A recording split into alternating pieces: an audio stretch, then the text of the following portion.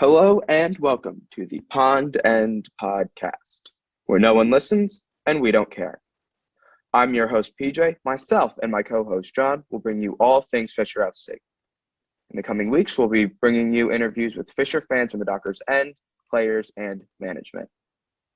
You can follow us on Twitter and Instagram at Pond End Podcast to get all your podcast information. Come on, fish! Come on, the fish! Come on, the fish! The Pond End Podcast is sponsored by the Fisher FC Club Shop. You can find them on Twitter at Fisher FC Shop or on the Fisher FC website. Come on, the fish! Come on, the fish! Come on, the fish! Hello, my name is PJ. I am your host of the Pond End Podcast. I first got involved with Fisher in the spring of 2020, right before we got put into lockdown.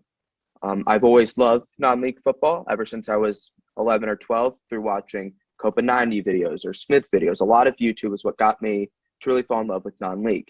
And Fisher FC were really the first club that I discovered, in my exploration of non-league. So when I decided, late 2019, early 2020, that I wanted to choose and support and really help a non-league side, it didn't really make much sense to go with any club other than Fisher FC. I currently run the Fish Across the Pond account on Twitter, which is a supporters group based here in Cincinnati, but is really just an American supporters group for Fisher FC. You can follow us on there at FishXPond. Come on, the fish! Come on, the fish!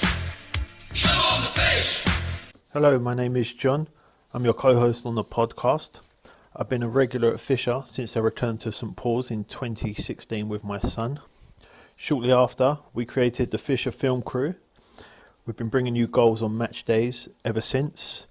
You can follow us at Fisher Film Crew on Instagram, Twitter and YouTube. Hope you enjoy the pods. Come on, the fish! Come on, the fish! Come on, the fish! On today's podcast, we have Peter from the Non-League Chronicles. You can find the Non-League Chronicles on Twitter or Facebook. And Fisher FC's very own Ian Murphy, who runs the Fisher FC Club Shop. Come on, the fish! Come on, the fish!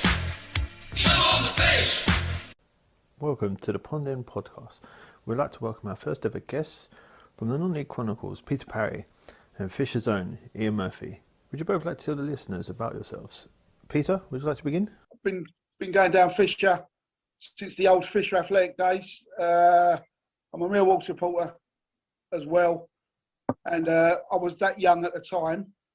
I wasn't allowed to go Millwall away games, so I'd go Millwall at home one week and then the old Fisher Athletic the next week with my mates, and it just coincided.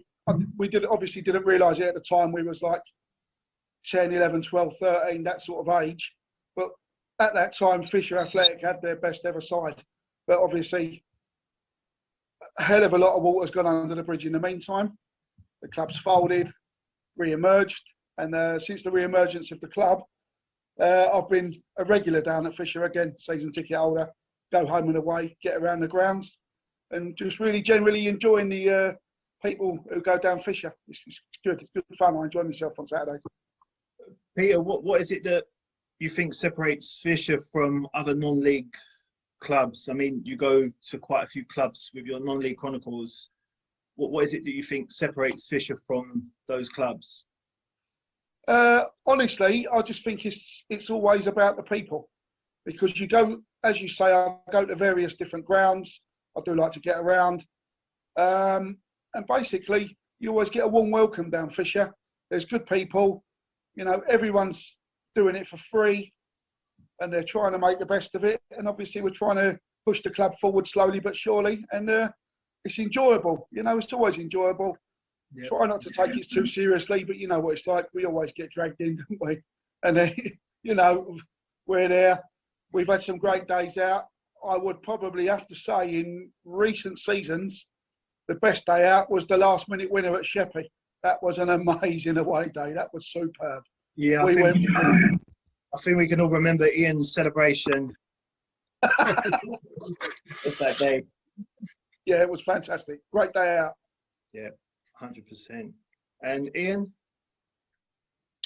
So I've been with the club for about 8 years now. 6 years of that as a director. Mainly sort of in charge of the media and communication side. Club shop, clubhouse. And I like to think I've played quite a key part in pushing the club forward, obviously being involved since before we came back to St Paul's, and then since then, helping to get more people through the gate, helping to get more money through the tills, and trying to make us look sort of on par with some of the bigger boys in non-league. Yeah, no, I think you've done a fantastic job. And saying about that, the Fisher Club shop seems to have grown and grown. Yeah. Started out on a Monday night in the press box at Dulwich Hamlet with a box of old programmes and some mugs to what we've got now, which is basically a full range of merchandise and the online stuff to go with that. It's not something we make a lot of money from, but we make enough that it notices, it makes a difference and makes things easier for us. Yeah, I mean, compared to when you go to other clubs, what they offer on a match day is completely different to what we offer on a match day. Yeah, I think that's part of, certainly personally, that's a big thing for me. I always like just to come across as professional, as well organised, warm, friendly, welcoming, because that's what, for me, and I think a lot of our supporters, that's what they want from a match day. So that's what we aim to give them. And the same with the Fisherman's Rest. I mean, when I first came, I think it was a hot drink and a chocolate bar that was on offer. Yeah. Obviously, the pandemic hit and we couldn't do anything. But before that, the selection grew, the beer range grew, craft beers. Yeah, so obviously not having a permanent licence is a challenge, and having to pick and choose games that we can offer. That certainly at the start of every season is a challenge for me to sit down knowing I've only got 15 out of 22 games that I can cover. It is a challenge to sit down and pick what 22, and invariably there's one that I get wrong. But it is something that, again, it's noticed not just with our supporters, but with supporters of other clubs, and dare I say, perhaps bigger fan bases, that invariably we have got it right. Obviously, there's some teething problems. Anyone that's a regular at St Paul's knows that we're not blessed with space, so it can be quite difficult if we do get that unexpected big crowd, and we weren't quite ready for it. But we make the best that we can with what we've got, and I think really that's something that goes through the whole club. Yeah, definitely. It's what the club do well. Yeah, I think that the way that we're run compared to other clubs is definitely cut above the rest. People who run it knows what it means, and it does show on a match day. And obviously Peter goes to more grounds than most, so he comes back to Fisher, so it's obviously what he liked. Yeah, John. I mean, basically they're my local side as well. You know, so obviously I'm down there with you guys. To be honest with you, it's like I said, it's always about the people. I find, because I've been to other grounds and you get a brilliant welcome. You know, some fantastic clubs. I like personally, I like going down to Tunbridge Wells. You always get a good welcome off the guys there. There's other clubs who I won't mention, but they need to do a little bit of work in their welcoming and hospitality department, shall I say. And that's not necessarily clubs in the Skeffel League either. There's clubs higher up, and you go there, and you don't get treated any better, any worse. But it's I just like what we have down Fisher. But then obviously we're a bit biased because normally go to the pub before with the lads. You have a few pints. You get to know these people. You get to know the faces. Everyone's on the most part welcoming, and you always say hello, chat together, and then add into the mix your old timers, if you like, people who had seen the old Fisher Athletic, your Donna pals, like her brother Ray. He had a few spells at Fisher. Fantastic player, by the way. Literally play any position on the field, Ray Powell. Very good player. Donna's parents used to help out behind the bar as well in the old clubhouse. Bert Kite. I mean, if you get 10 minutes, I've been lucky enough to go to some away games with Bert. And obviously, we've been on the train when we went down to Crowborough, actually, start of the season. He's got some fantastic stories. And to be fair, John, if you could try and get him onto the podcast and get some of them stories out of him, he's got some crackers. He really has. And he's well worth a chat, but as everyone knows, he's great value. So if you could get him on as well, I'm plugging you in. You owe me money, by the way. Come on the fish! Come on the fish! Peter, you mentioned about like the welcome from other grounds and clubs. You mentioned Tunbridge Wells. What is your favourite away ground to go to? What, in the Skeffel or anywhere? Yeah, in the Skeffel. In the Skeffel, ooh, that's a bloody good one, actually. I'll tell you where another ground, we can't get a point for love nor money there, but I enjoy my trips. They're always good guys at Hollands and Blair, I find, as well. When you go down there, they're normally decent people. Again, I just like the clubs where they sort of welcome you and value you coming through the gate a bit, if you like, you know? Yeah. Where you just turn up and they go, like at other grounds, and they go, oh, not interested in you. Bosh, there you go through there. Not a hello or anything, you know? I enjoy the interaction with the people as well, I think, not like bumping into clubs. And to be fair, whenever we go down there, we can't even get a goal, can we? I think the last couple of times we've been there, we've been beaten. But Yeah. I like Hollands and Blair. Chatham Town's another good one because I know some other ground hoppers who go over there. Paul, Simon, a few of the guys. So I prefer that. I prefer those grounds, really. Yeah. And Ian, what about yourself? See, because I've obviously been involved in this league for quite a while, not just with Fisher, but with another club before that.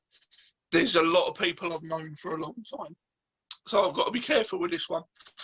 I'll tend to agree with Peter about Tunbridge Wells. It's one of these places I know.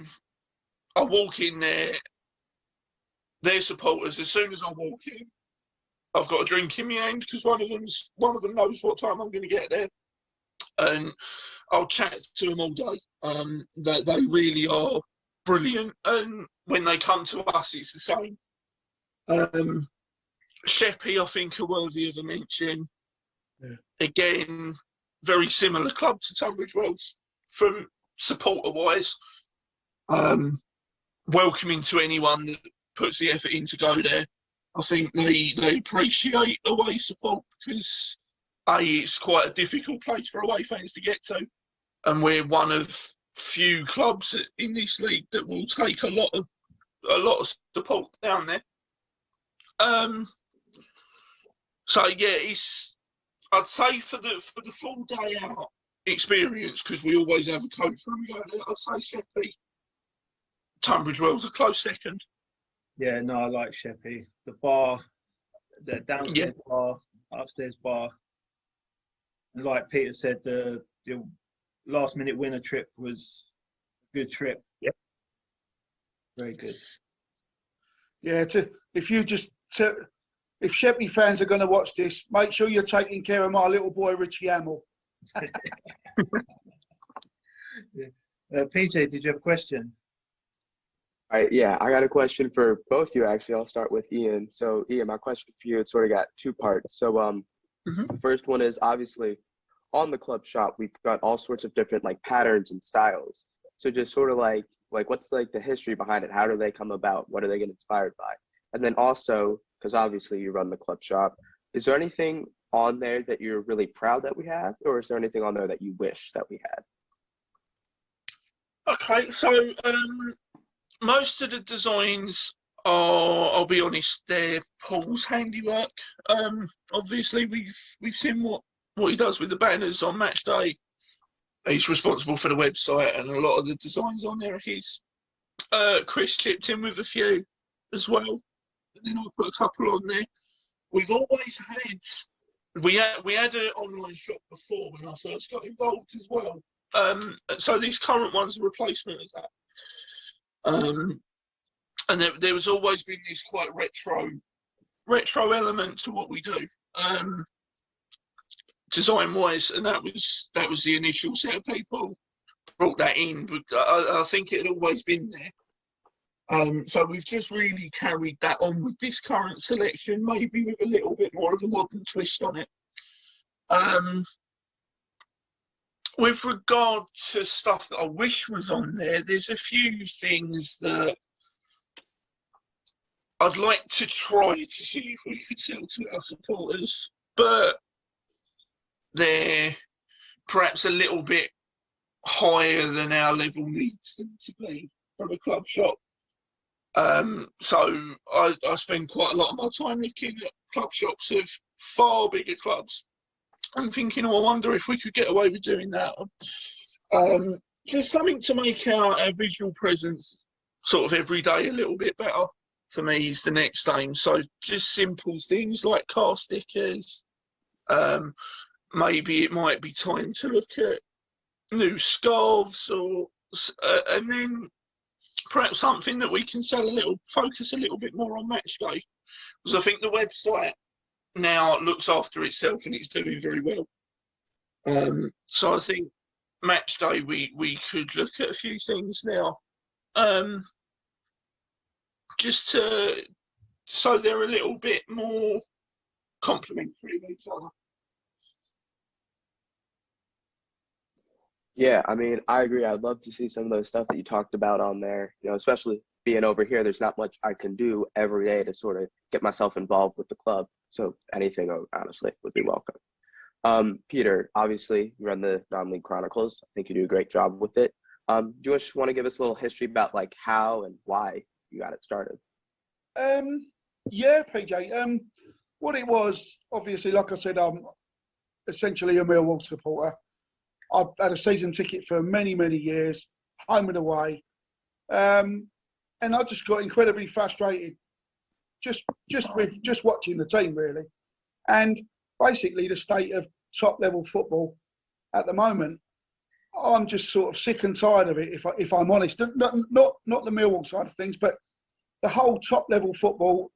So I thought, you know what, I need to stop watching it, stop getting so frustrated with it. And I thought, you know what, I'm going to go back and start watching non-league football, lower level football. And then I thought, right, what? And then that sort of thought, okay, I'll start the page up and sort of chronicle my matches, if you like. So I sort of started going back down Fisher. And obviously I'll get around the grounds. I go to quite a few other clubs, quite a few in the Skeffel.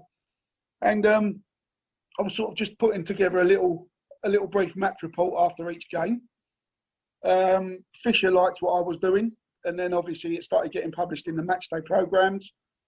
As it continued to grow, I brought on board Jack and Charlie, because they are mad ground hoppers. They go like sort of 5, 6, 7 games a week if they can. And obviously they now add their match report, so that provides more content for people. Ian Murphy's contributed as well quite a few times, because he gets about as well. And basically just trying to encourage other people to to share their match reports as well, and just trying to share it and publish it around. Really, we've now got a Twitter page for the Chronicles, and obviously it's basically there for everyone. It's not just for myself. I'm happy to share. I'm happy to take on board other people's ideas, you know, and just share it around. But I'm grateful to Fisher for publishing the reports like they do, and then if I'm not at a game, then somebody else will cover it, and then also Jim, he writes reports as well, you know, and I'll get told off for my grammar and spelling by George regularly. So, so yeah, he keeps me on my toes, that's for sure. And I must admit, I'm missing everyone down there. So, Peter, where can people find your pages? The non-league Chronicles, the page is on Facebook, and obviously we've got a Twitter account now, and the link is on the Twitter account, and also on my Twitter account, which is Peter Parry 2. So obviously there's links there. If people want to read or if people want to contribute, then please feel free and get involved. Come on the fish! Come on the fish! Come on the fish! Yeah, I mean, I'm with you there, Peter. I've told John this before. I've never been a huge Premier League fan. Like, me personally, I'm a Fisher and an Oldham fan. And when I tell people over here that, they just sort of like, they got this look on their face like they have no clue what I'm talking about. Because I've never been a big Premier League fan. Like, I'll get up on a Saturday morning and I'll watch the games. But I will say I've always appreciated more simpler forms of football. Yeah, I mean, the thing is, what I find is my main bugbear with the Premier League is the way the teams play. Everybody's got the exact same style. You know exactly where it's going to go. The ball goes out wide to the winger. The winger doesn't try and beat the man and cross the ball. He drops it back 20 yards to the fullback, and the fullback crosses it in from a ridiculous angle, which is probably 40 yards from goal. And then the opposing team centre half heads the ball out, and then we go again. It's so boring, for me personally. It's a few people have said to me, "Oh, that football's crap." And the thing is, I always say, come and have a look. You may well be surprised. Now, don't get me wrong. You're not going to get a 20 pass flowing move very rarely at the level of football Fisher are at. But there are some decent players there, and there are players that will go on and play at higher levels of the game. Always, especially out of that Skeffel League. It's a strong league for the level. It's a very strong league. Peter, you said about players going on to higher levels. We had Ade that went up to Chelmsford. Who do you think in the current crop is good enough to move up to those levels? That's a good question, John. I mean, to be fair, just quickly on Adeolowu, he was head and shoulders. As soon as we saw him play the first time, you knew that you had a real special player on your hands, really. And the fact that he's managed to jump up 4 leagues and apparently he's doing real well speaks volumes for him, and really speaks volumes for AJ, for the players that he can get into the club. I know I always wind him up about his Filofax, but AJ really, he's got his finger on the pulse, and he always gets good players down to the club. Players that I think can move on, one that stands out, and I don't want him going, but you know it's inevitable, for me at the moment is Jamie Yiller. I think he's, again, he could be playing at a similar level to Jamie. I think, obviously, Addy, in terms of what will happen with him, where he's a young, wide man or forward, I think we've seen over the past year with him, at first he was reluctant to lay the ball off and give it to other people. He'd dribble past 4 or 5 players and it had come to nothing. And I think this season, he's starting to realise where, okay, if I drop the ball off, I know someone's going to give it back to me. And obviously that is making him a better player. The fact that he's looking up, he's finding other people, he's laying on goals, he's getting his crosses in, and also add to that on top of what he's already got, where he scored some amazing goals, let's be fair. I mean, his highlight reel must be disgusting. If somebody saw that, he'd be moving up. But yeah, do I think he could make Conference South? Yeah, probably. Maybe you know, again, like Addy, because they're so young, if they can keep on improving, they're potential professional football players. So it's just if they can, it's just if they can keep on improving, if they've still got the desire to do well, if they listen to their coaches. Yeah. But in our current side, Jamie Yiller for me. Ian, anyone? I'd agree with everything Peter's just said. I will note, just in case there's any scouts listening, I'm about to turn my phone off, so don't try and ring me. Come on the fish! Come on the fish! Come on the fish! And lastly, what would be your standout Fisher moment from the past few seasons? Okay. Well, I'll tell you what, we spoke about the last minute winner at Sheppey. That was a real special day out. But I'm going to nick Ian's one, really. Right. Andrew Mott's screamer into the top corner against Corinthians that stopped them winning the league the other season. That was a magical moment. At the Dockers end, to be fair, again, Corinthians would have been sick of the sight of us as we were with them. We played each other 6 times that season. Every competition, we couldn't get anything out of them. And to be fair, Corinthians are a bit like the pantomime villains of the Skeffel League. They're a well-run side. They're well-drilled. They're always well-drilled.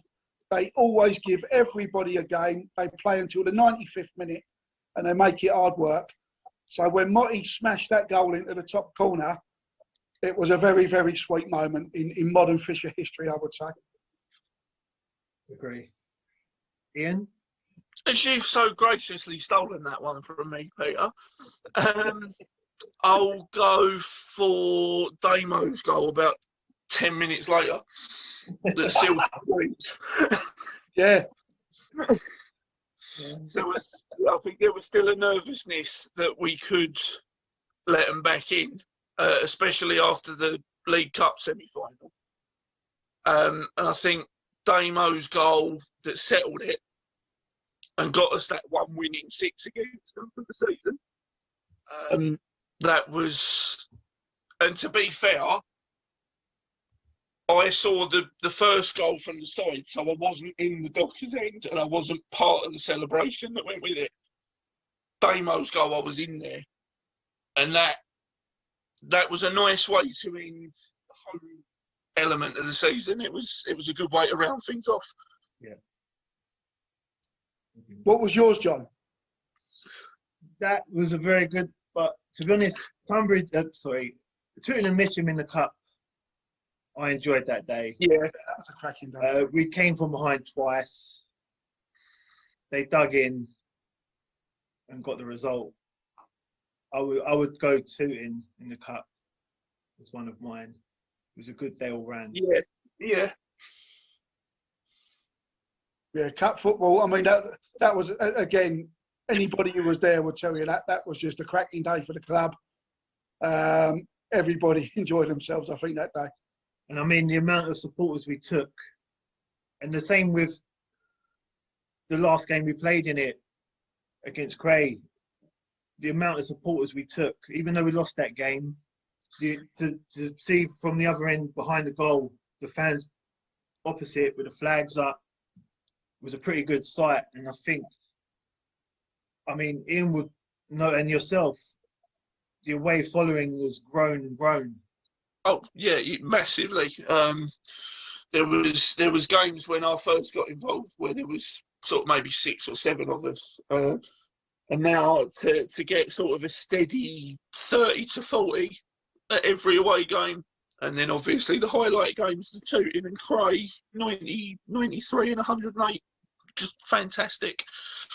And for the staff, it was so pleasing that night against Cray to turn around and see that amount of people that we'd normally, to start with when we came home, be looking at that total to be the home crowd, for them to come away with us now is brilliant. It was pretty special, that. Yeah. PJ, any more questions? Yeah, I don't have any more questions. Just one last one. Ian, one for both of you. Where would you like to see Fisher in 3 years' time? 3 years' time, I'd say we're certainly capable of, depending on how settled the seasons can become, I'd say we're capable of establishing ourselves at step 4. While remembering this is a very tough league to get out of, and in a normal season there's only one promotion spot. So,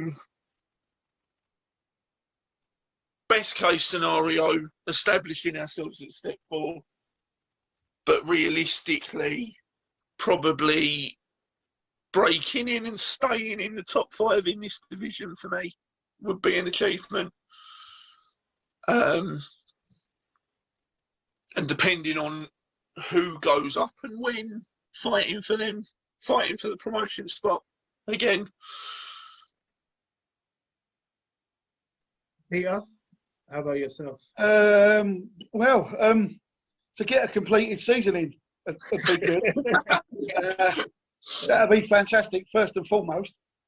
But as Ian's alluded to, I would like to see the club grow off the field as well as on it. Really and truly, I mean, I don't know how it would work. I would like the club to own St Paul's if possible. But then once you do that, if Fisher did own St Paul's, then it presents a different set of problems.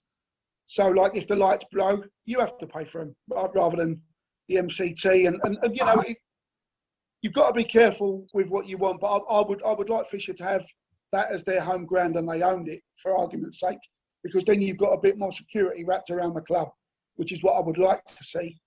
Obviously, that takes money. Where that money comes from, I honestly don't know. But as Ian says, on the field, we were really unlucky a couple of seasons ago when we just missed out on winning the league. And basically, that was done on a shoestring budget, as you know. There are some big hitters in the Scaffold League, and their budgets probably outstrip some of the clubs in the league above.